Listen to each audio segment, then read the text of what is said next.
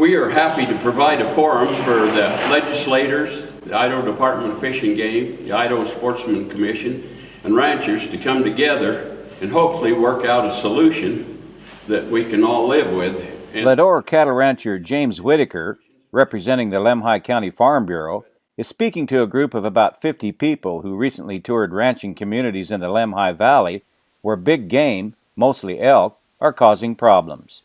Ranchers shared stories on the impacts of large elk herds that have taken up residence on their properties. From 100 to 600 at varying spots throughout the winter, in the corrals, around the haystacks, in the fields. There is indeed a problem. We'd like to see some kind of compensation for our losses as crop and damages. Maybe to extend the boundaries a little further to give the hunters a chance to harvest some of these animals off to keep the numbers down. Idaho Fish and Game has been working with ranchers to manage the problem. Rancher Steve Bachman, with Fish and Game assistance, has tried hazing. My hazing operations, what it's done is it's pushed it into my neighbors. And so if my neighbors don't haze, then what happens is we've experienced that all of the elk, they'll congregate into them. Game managers are allowing more hunting opportunities, but that too has its negatives and is having little impact. Everybody drives around and they see all this elk in our fields, and what they do is everybody wants to come in there and to shoot a bull.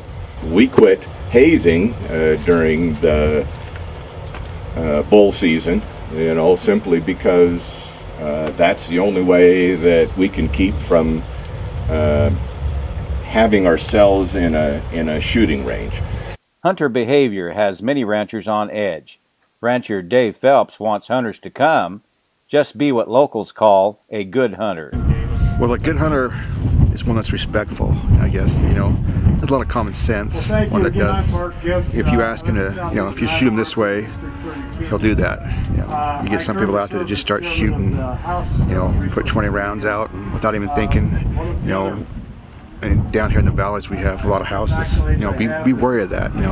Just be respectful. I guess that's the main thing. Fish and Game Director Ed Shriver says the solution to the problem is complex. Not every private landowner wants to have hunters on his place. We understand that. We understand your rights as private landowners.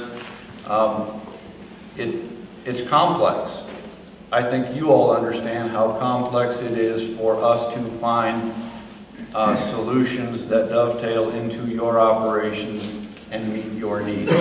Curtis Hendricks, Regional Wildlife Manager, says events like this are very useful in finding a solution everybody can live with. To me, the value of this meeting is for me to sit here, listen, get to know names, faces, those sorts of things. This is the third meeting we've had over here in the Arco Valley on this exact issue since last December, and I really appreciate the Farm Bureau and folks kind of pushing it, whether it came from producers or not, to actually get this number of people sitting in the same room to have this discussion, because at the end of the day, we want solutions.